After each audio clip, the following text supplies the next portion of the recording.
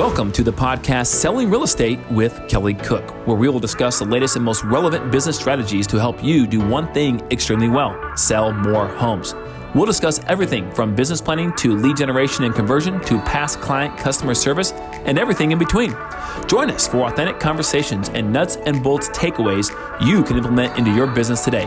And now, Selling Real Estate with Kelly Cook. Hello and welcome back, everybody. We are here on the set of Selling Real Estate with Kelly Cook. And of course, we have on set Kelly Cook himself. Kelly, how are you doing today? What's going on, Elizabeth? I'm doing great. Good. Always fun to chop up some real estate. And this is going to be good. Absolutely. Yes. So this is one that I've been asking Kelly to do for a while. I think I'm like, hey, we should talk about this. I don't know why. It just fascinates me. But today we're going to start probably a couple part series on kind of the life cycle of a lead all the way to a sale, and kind of everything that goes into all of your efforts when you first, make contact with somebody or a lead comes in. So today we're going to talk about that initial part. When a lead does come in, how do you organize it? How does it go into your CRM? What are the first steps you take? How do you reach out to them? All of that good stuff. So let's get into it. Yeah, let's do it. I mean, this is one that people is kind of universal, right? Everyone needs to know how to try to convert a lead, right? So we're going to break this up over a couple of different podcasts because, we like to be kind of down and dirty, meat and potatoes, get right to the point and discuss a topic, give you some solutions to it, and then move on to the next thing, right? So that being said, the topic today specifically is, what do you do with a lead when it first comes in? Okay. Now, there should be a fork in the road with your diagram, right? That hopefully everyone has some sort of flow, right? Workflow of what they do for a lead when they receive it. Now, then you should have, and this should be contingent based upon if it's potentially a internet lead, or let's just say a lead that you have not spoken with, versus a lead that comes in that you will already speak with them, i.e. a sign call or maybe a Zillow call or something like that, right? Where they're on the phone. Guys, I think we all know that 50% of this whole problem of trying to convert a lead is trying to get them on the phone to begin with, right? And that's why speed of lead is so crucial. We could do a whole podcast on just that. We should. Yeah, we will. So we'll get back to that because it's all about the mode. But we'll come back to that at a different time. But guys, that's why it's so crucial, because trying to get them on the phone is half the battle, at least half the battle, right? So a lead comes in. What is your workflow? There should be workflows for a bunch of different things, but we'll give you ours, right? So our general workflow is this.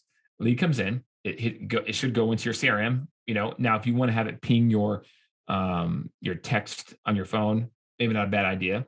Go to your email, not a bad idea. A text, or I should say a push notification from your CRM, from the app on your CRM to your cell phone, not a bad idea. Or all three, a really good idea. That way you can't miss it, right? I know it's annoying, but the whole point is to know that it's there.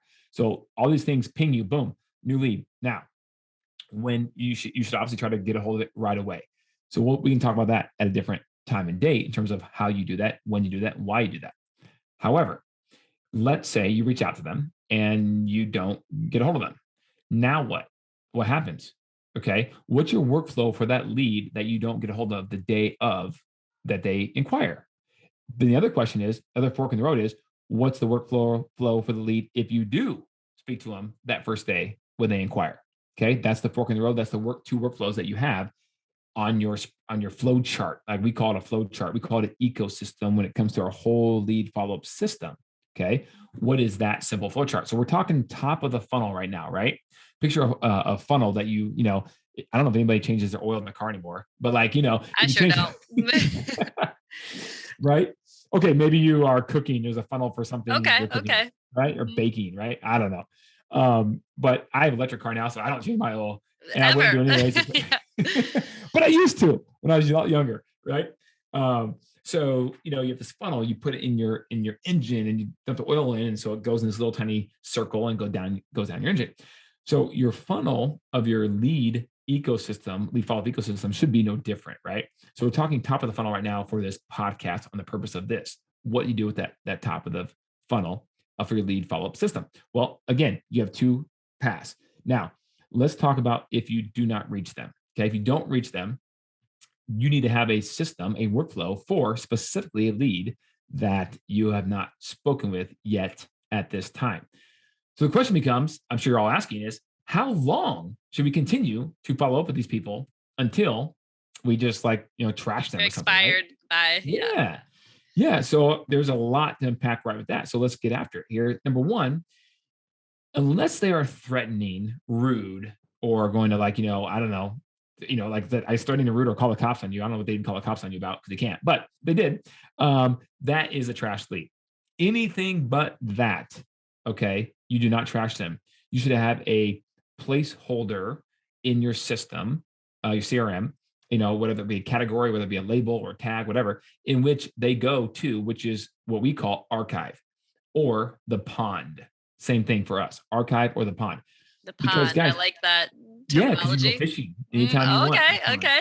And the whole team can go fishing in that pond. You had it for your certain time period, couldn't do it. Just put it in the pond, and Now you it's going or in the someone pond. else. Somebody can go catch that fish. Okay. One man's trash is another man's treasure, right? So there we go. But how many times should you do that before you actually put them in the pond or the archive, right?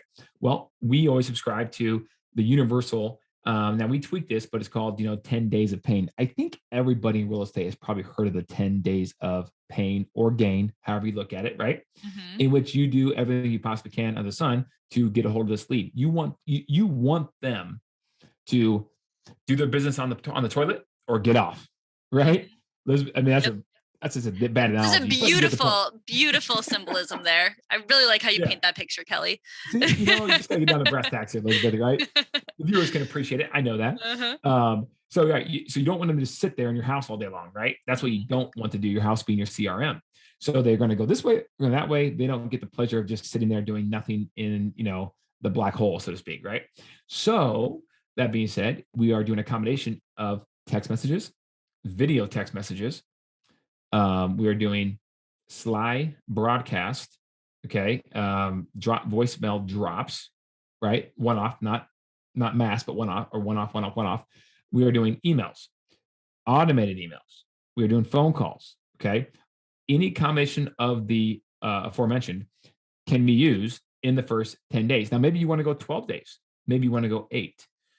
The research has proven 10 is about right. Now, I will say we've gone 12. We go 12 days. So ours is really a 12 days of pain.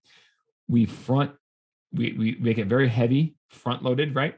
And then we kind of parse it or taper it off as we go towards the end of the 12 days. We're not reaching out to them every single day for 12 days, right? Now, in the first 4 days, we are, okay? And then it starts to taper off from there. But in those first 4 days, we're also reaching out to them multiple times in each day, okay? And by different methods. So you are doing all you can to reach them. When they get to the 12 days, we have an alert in our CRM for the agent to say, okay, now you've exhausted that time frame. You have to either move them to a category because you also got a hold of them and they go into some other different category, or they go into the pond. Get them out of your world. If you truly followed up doing, say 12 touches over 12 days, then get them out of your world, right?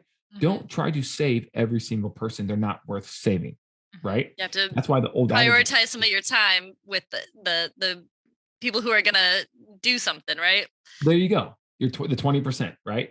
So don't assume everyone's going to be part of 20% because they're not, right? Let's be clear about that right now. Get them out of your world. Don't let them clog up your dashboard, and put them in the pond, and let automation now take over in the pond. So the pond isn't for anyone to go fishing, right? However, while someone is fishing or not, they are still receiving hopefully an e-alert, some sort of property search result being sent to them, on either a bi-monthly or a monthly basis, potentially weekly, depends on what kind of lead they were when they came in the system, right? And an automated email that goes out to them either with a frequency of either one time a month to one time a quarter, somewhere between 1 and 3 months. They should be an automated email. In that automated email with your CRM, you should have a picture of your face, your name, all your contact info, so they are constantly seeing when they do choose to look at an email and or a property alert, your face, your name. They start to associate then property with you, properties with you, right? Real estate with you. And that is huge over time, especially if you're doing it at scale. Okay. The golden goose to any CRM is that automated property alert. Okay. Because you're giving them what they want. So that's huge. Before you put them in the pond, make sure they are set up on that. And whether they open or not, you can't control. You can only control so much, but make sure you do what you can't control. Again, it goes back to the faucet of the saying is, well, the agents actually with the least amount of leads actually make the most amount of money, right? So that is so true. It's hard to understand that, but it's so true, guys. Why? Because the agent with the least amount of leads will not take a lead for granted and will work it over those 12 days, right? To try to get them on the phone to respond to a text message or a Facebook direct message, whatever it is, so that they can actually have a two-way conversation and then have a better chance of converting a lead. Now, that's if you can't reach them. We will then circle back on next week's podcast, right? To, okay, what are all the different flow charts and workflows you can have for someone once you do reach them? And how do you qualify them so that they earn the right? This is key, guys, earn the right to stay in your database. Okay. You, like everyone else, only have so much time in a day. You want to work, like Elizabeth said, with the people that actually are showing some signs of wanting to work with you, right? Mm-hmm. And then you build rapport and you do that at scale. You can only do that at scale with leverage from technology, i.e. a CRM, or potentially leverage with, an assistant or another agent that you're mentoring to help you, or an ISA or some sort of human being that can help you as well.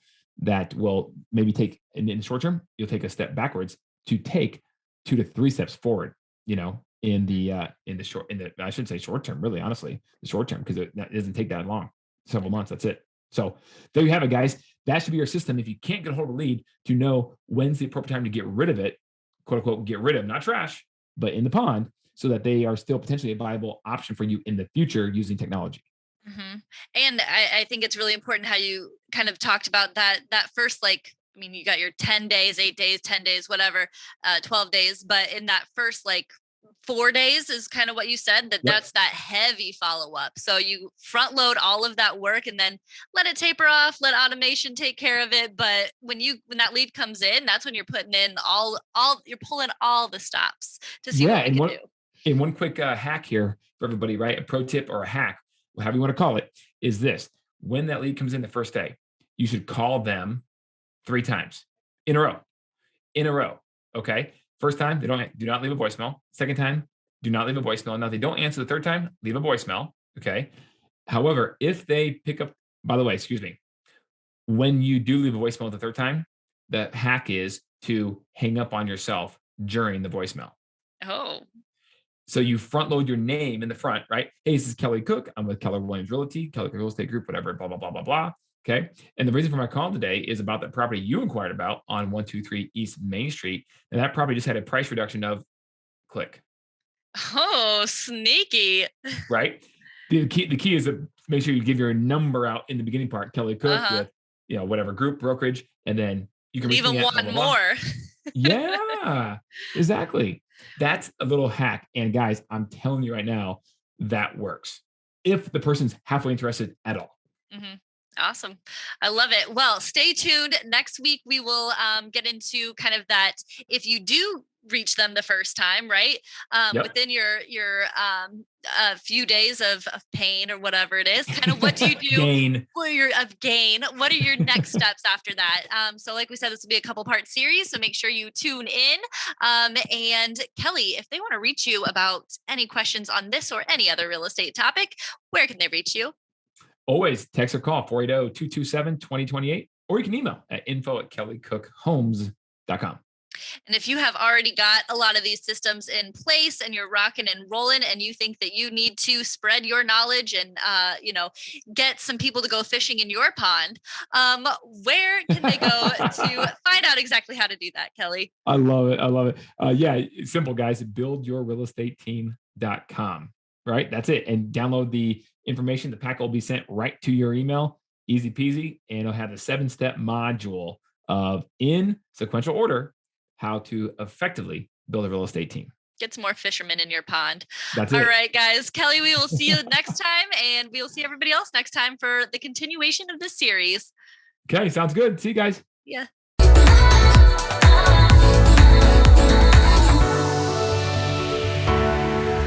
Welcome to the podcast Selling Real Estate with Kelly Cook, where we will discuss the latest and most relevant business strategies to help you do one thing extremely well: sell more homes. We'll discuss everything from business planning to lead generation and conversion to past client customer service and everything in between. Join us for authentic conversations and nuts and bolts takeaways you can implement into your business today. And now, Selling Real Estate with Kelly Cook.